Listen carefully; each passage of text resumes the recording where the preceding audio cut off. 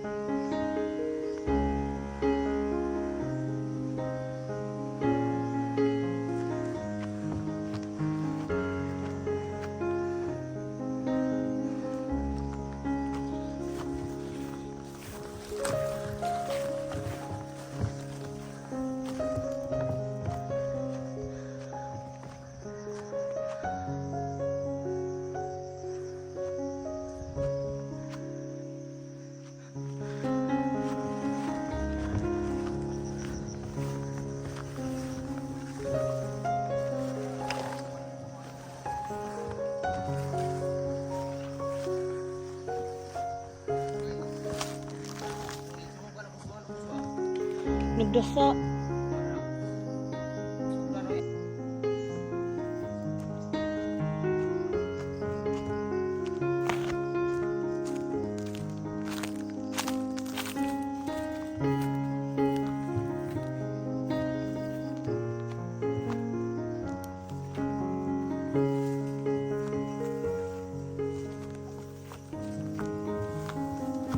Iskrihana na po di ay no?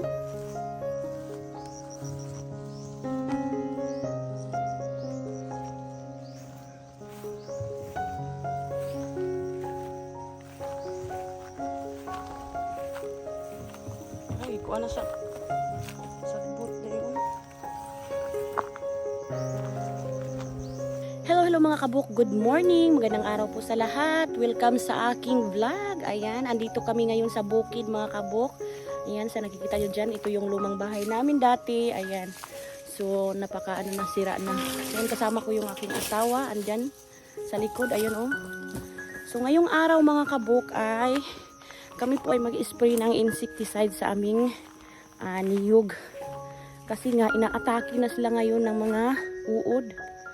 So sa nakikita nyo dyan oh, yun oh, yung mga parang sinusunog na ng asawa ko. So bakukang pala in Bisaya. Sa lagubang daw sabi ng asawa ko. Ayun, hindi ko alam. Basta yun. First time naming mag-spray ng insecticide mga kabuk. So dati meron na ito. Kaso lang hinahayaan namin. So ngayon, ang dami na nila. Inaatake na nila yung mga maliliit na puno. Ayan, yung mga ganun kaliit, inatake na nila. So kailangan naming isprayhan. So first time naming mag-spray ng insecticide. Sana naman ay epektibo ito at mamatay sila para hindi na sila makapinsala ng iba. So sayang yung tinanim namin tapos inaano lang nila. So tingnan natin mamaya mga kabuk. So ito yung mga kabuk ang gagamitin namin. Ito daw ay pangpatay ng mga insekto na yan, mga uod na yan. Ito. So ito try namin kung epektibo ba ito mga kabuk. So ito ay karate. Karate ang nakalagay. So pwede rin ito sa mga rice, mango, tomato, onion, corn, tobacco, cotton cocoa, and watermelon. Wala naman nakalagay itong ano. Hindi. Pag insecticide, gani nga no. So wala man nakalagay ditong ano. Basta ito yung gagamitin namin. Sana naman ay epektibo. At nang mamatay na yung mga insekto na yan.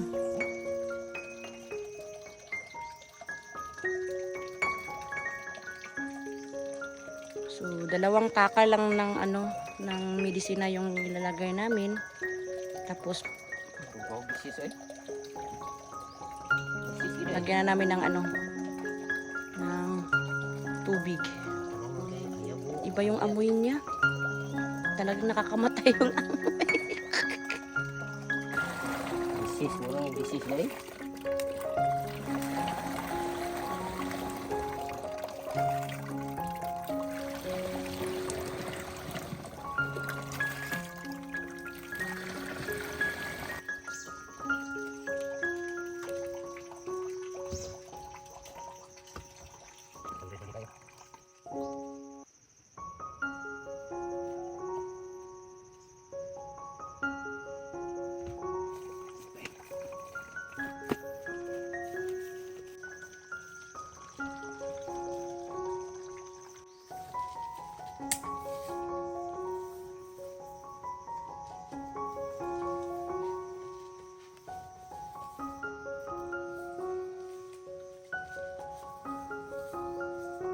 So ayan mga kabukog, tingnan nyo po oh. Yun po ang inaatake nila. So ang ginawa ng asawa ko, sinusunog niya yung yung puno. So mas lalo siyang dumami. Kaya ayan, so meron pa dito oh, sa iba. Nasa kabila oh, ayan. Ayan, yun nangyari. So kailangan talaga isprayhan to para mamatay yung mga insekto na yan. Baka pati yung iba ay madadamay pa. Parang umaatake na sila ngayon. Dami-dami na nila. Sayang yung mga bago pang niyog. Kasi yun ang inaatake nila. Ayan. Ayan, nagsisimula naman ito. Tingnan natin. Tingnan nyo po. Ayan o. Ito talagang yun o. Ayan. Simula na naman ito. So kailangan talaga to sprayhan. Ang daming mga maliliit dito. Yun lang ang inaatake nila. Dati mga kabuk, nandyan na yan sila pero hindi pa lang umaatake ng marami. Kunti-kunti lang ba. Simula nung sinunog ng asawa ko yung puno na kinakain nila. Ayan. Bigla silang dumami. bigla nilang inatake yung mga maliliit. Kaya ayun, kailangan na talagang isprehan. O, tingnan mo ito, oh. Malaki na ito mga kabuk. Ayan, oh. Ayan, malaki na. So, ang ginawa ng asawa ko, sinunog niya yung para mamatay sila. So, mali pala yun mga kabuk. Hindi pala dapat sunugin. Kasi lalo silang dumami. Kaya, nakakita kami ng paraan na ini-sprayhan lang pala. Ayan, oh. Tingnan niyo po. Yan, hindi na talaga siya naisalba. Sirang-sira na siya. Yan o, lalong pag sinunog pa, lalong dumami sila. Ang dami kasi ditong mga maliliit. Ayan mga kabuko, nag-umpisa na siya o. Tingnan niyo po. Ayan o. Tingnan niyo po mga kabuko. Ayan yung umpisa, marami na yung bunga ngayon, wala na. Sana naman ay magawan yan. Hindi na kakainin nila. Ang dami nitong mga maliliit, kaya nagdasa yung mga insekto na yan. Marami ng mga damo. Sunod na buwan kami mag-spray dito. Maglinis na naman kami sa lahat ng area. Every 6 months kasi kami naglilinis, kaya yun oh. Yung iba may portion na wala naman masyadong damo. Yung iba ay marami, so kailangan talaga ito linisan para hindi kami mahirapan pag magkupra. Madali lang makita yung mga niyog.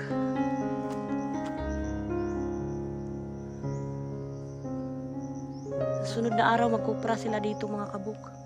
So bago hindi tayo busy ay makapunta tayo dito at maipakita ko sa inyo na naman. So medyo mahal-mahal ang ngayon, ang bintahan ng kupra. So, kailangan nating alagaan yung ating kabuhayan. Ayan o. Ang init ang panahon ngayon.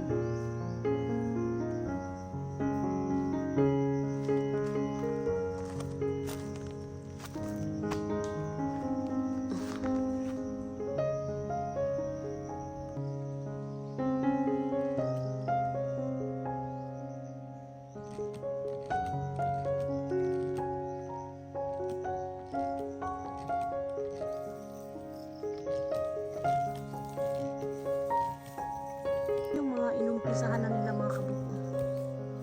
So, tingnan nyo yung pong dahon nila. Parang ang dami na niyan sa loob. Yung binabasa ng asawa ko para hindi na sila makalabas.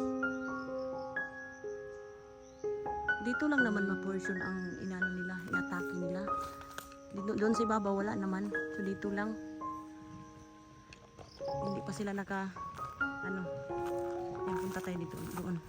Tingnan natin.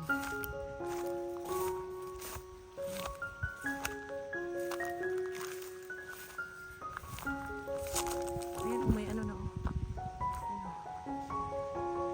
Marami ng mga magtanda na. Kailangan na namin itangaan daw doon. Kailangan ng ikupra.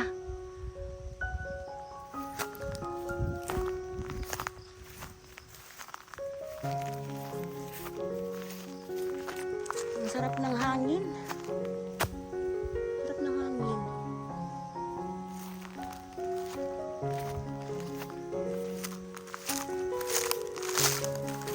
Lakad-lakad tayo.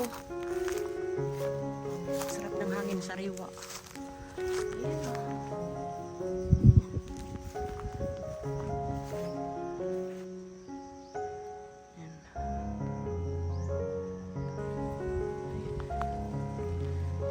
Dami na nasira nila. So ngayon lang naisipan namin na mag-spray. Biruin mo mga kabuk. Ang dami nang namatay na puno ng niyog. So ngayon pa lang kami nag-spray ng insecticide. Talagang pinagbigyan pa namin eh. So ngayon hindi na pwede. Kasi ang dami na nilang sinira. So sayang yung mga maliliit. Nasanay namumunga ng yung iba, namumunga na. Kinakain nila. Meron kami ditong puno ng mangga, laki-laki, pero walang bunga. Ayan, walang bunga. So, ayan o mga kabuko. Ang laki ng bunga nila dito. So, ayan. Kaso nga, walang bunga siya. Hindi pa namumunga. Dati, ang daming bunga nito.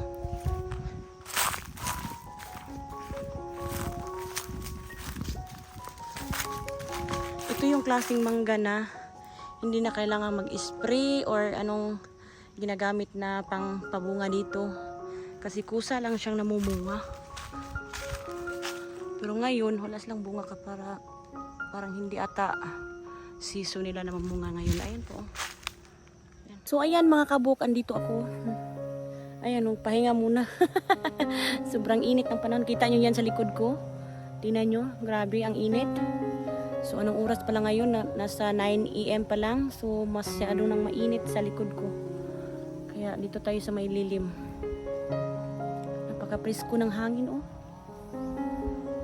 Napakasarap talaga pag nandito sa bukid no. Napaka-peaceful.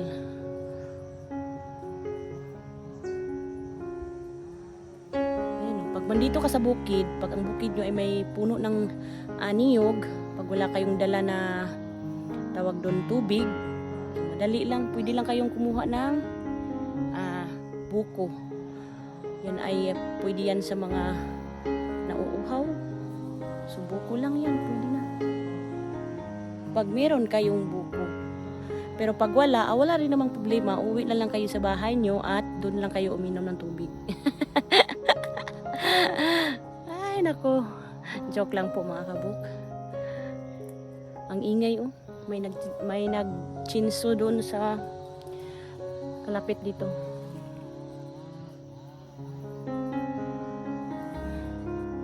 And sa lahat po ng sumusuporta sa aking vlog, sa aking channel, maraming pong salamat sa inyong lahat.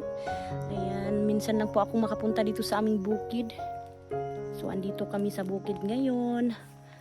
So sa lahat ng mga baguhan dyan, sana po ay huwag niyong kalimutang i-click ang notification bell button dyan at i-subscribe ang aking YouTube channel at paki-like at paki-share na rin po kung nagustuhan niyo po ang aking video. Maraming salamat po sa lahat ng nanonood at sumusuporta sa aking maliit na channel. Ayan, maraming salamat sa inyong lahat mga kababayan. So, minsan lang tayong makapunta dito sa bukid kasi nga marami tayong trabaho doon sa bahay. So ngayong araw ay wala namang pasok yung anak ko. So siya ang yung kasama ng aking mama doon sa bahay. So kaya nakasama tayo dito sa bukid. Andun yung asawa ko nag-spray. So nandito lang ako sa ilalim na puno ng niyog. Kasi sobrang init. Tingnan nyo po. Tingnan mo sa labas. Oh, sobrang init. Nakakasunog yung init. So ang sarap sana ngayon mag-spray ng pampatay na damo. Kasi mainit yung panahon. Kaso next month pa pwede mag-spray. Every 6 months kasi yung pag-spray ng pampatay ng damo. Kaya next month pa uli. So ang ginagawa lang ng asawa ko ay nag-spray lang ng insecticide sa mga maliliit na puno ng niyog kasi inatake ng insekto. Sayang naman kung hindi namin i-sprayhan, masisira yun, mamamatay yung mga maliliit na puno ng niyog. So ayun, maraming salamat talaga sa lahat. At sana'y hindi po kayo magsawang sumuporta sa aking maliit na channel. Minsan, kasi kahit na minsan lang ako nakapunta dito, kahit na lahat ng ina-upload ko ay puro lang pagluluto. So sana hindi kayo magsawa mga kabuk, mga kababayan. Ayan, thank you so much. So, sa sunod na araw ay magkupra kami dito. Ito ay kamutis area namin. So magkupra kami dito sa sunod na araw. Pag hindi ako busy, pag may kasama si mama, baka makapunta ako dito at maipakita ko ulit sa inyo yung pagkukupra namin. Ito yung kabuhayan namin dito mga kabuk. So ito lang yung pinagkukuha na namin ng panggasto araw-araw. So ayan. Ito ang isa sa area namin dito. Malapit lang ito sa bahay kaya madali lang pong puntahan. So pag hindi po ako busy, baka makapunta po ako by next day.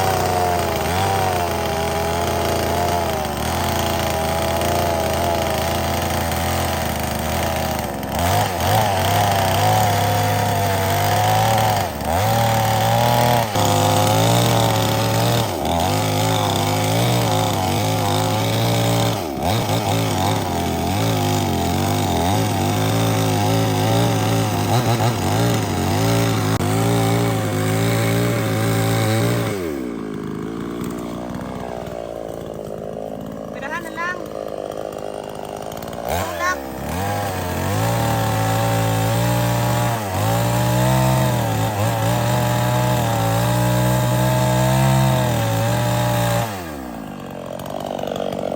Tulak sa tail.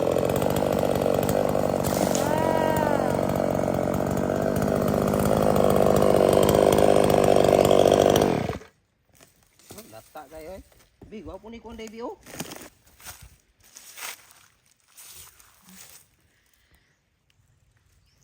Pabuno ba? Lanta na siya oh.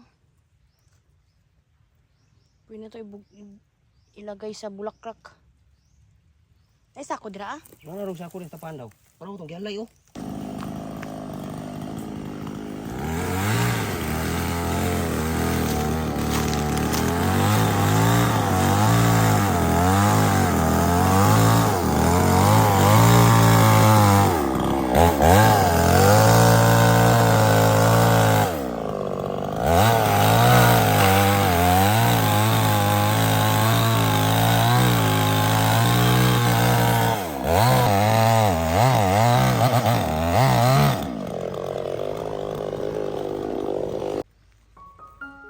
Nino, parang itlog. Ay, ulod.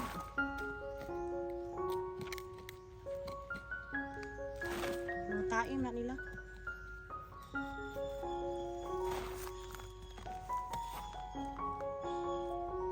Iyaray. Kaya na mga gahi.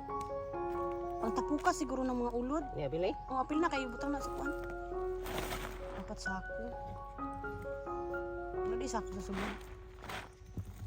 Ano naman? Wala ta man. Wala turo o. Iyan. Ayan.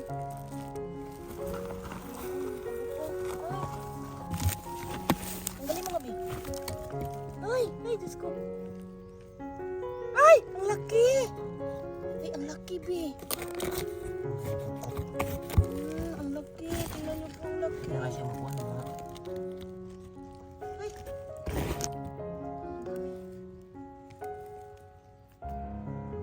Ayan, ang dami-dami. Yan po yung sumisira sa ating ano. Puno ng niyog.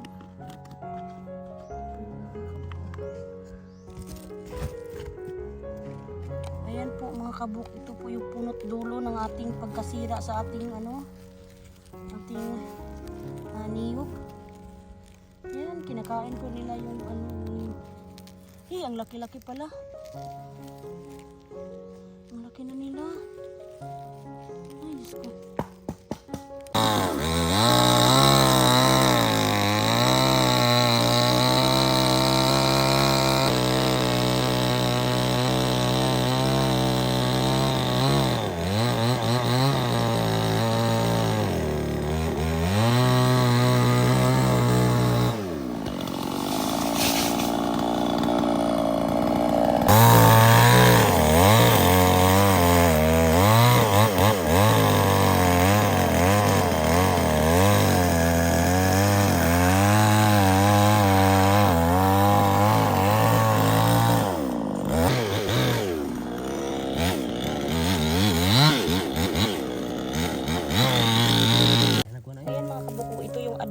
niya? Hindi na mau lain na klase.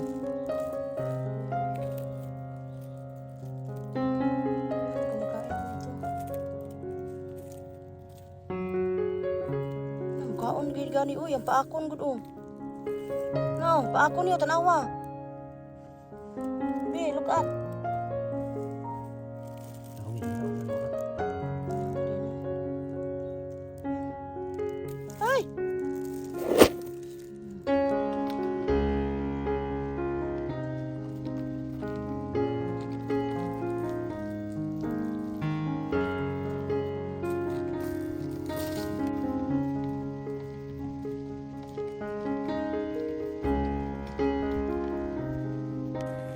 So ayun mga kabuk, tapos na kami dito sa bukid. So uwi na kami.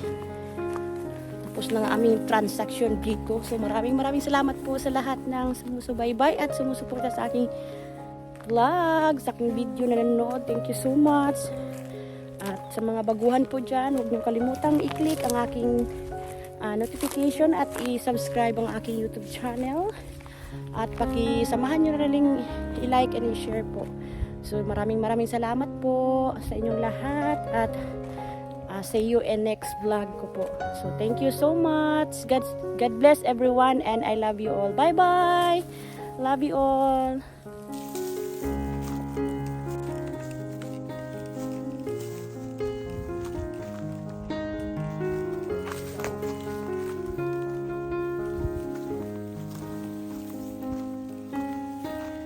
Apa man lagi isa?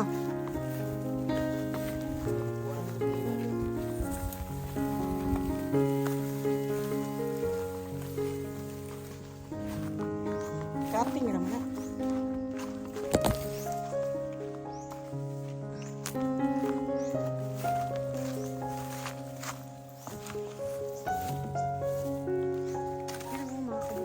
Lapit-lapit lang. Ayan. Malapit lang yun.